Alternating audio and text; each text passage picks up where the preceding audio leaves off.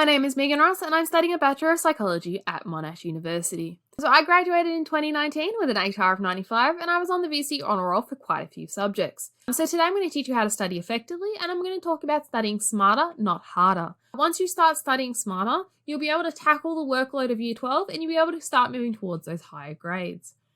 So first we're going to start off with the basics, so your study environment. So you have to study somewhere you are comfortable and you have to remember that not everywhere will work for you.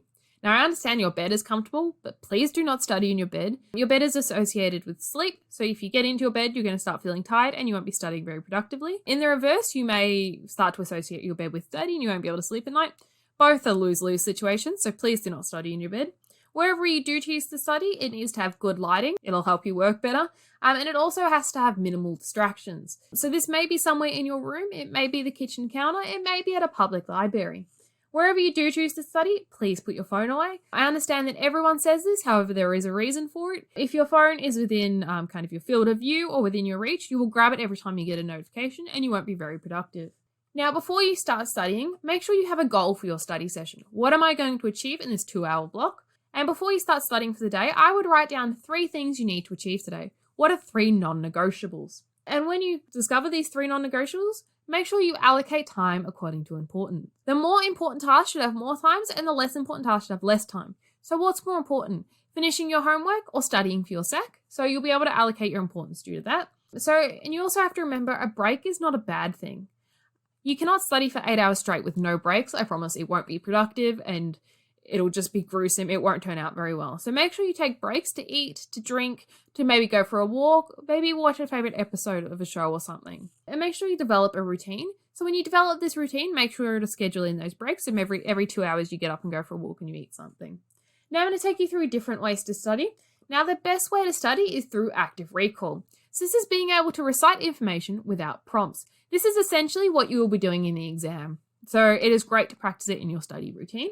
So I'm going to take you through 3 different methods which require active recall. So we have flashcards. So really you should be making flashcards in question and answer style and you can make them online or on paper. People do tend to like to do terms and definitions, but I would stray away from these and do answer and question style. This will help you with that active recall and it will also help you to think of what questions will get asked on the exam. So maybe the question is rank the different methods of retrieval in terms of sensitivity.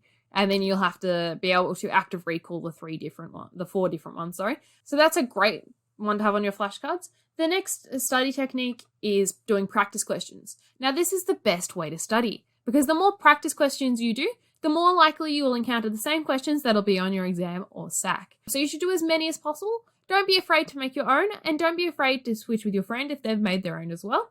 Now, the last one is something I call free recall. So free recall is just being able to recite information without prompts. So get a piece of paper, write down your area of study on the top, and write down anything you can think about that topic. So maybe write down differentiation and think about everything you know about differentiation. Write down classical conditioning and write down everything you know about classical conditioning.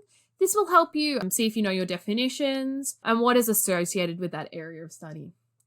Now, whatever technique you used, you should be doing spaced repetitive recall. This gets its own slide because this is the ultimate thing. This is what's going to help you in that exam. So whatever technique you choose from the previous slide, you should be doing it repetitively and you should be doing it spaced out over time.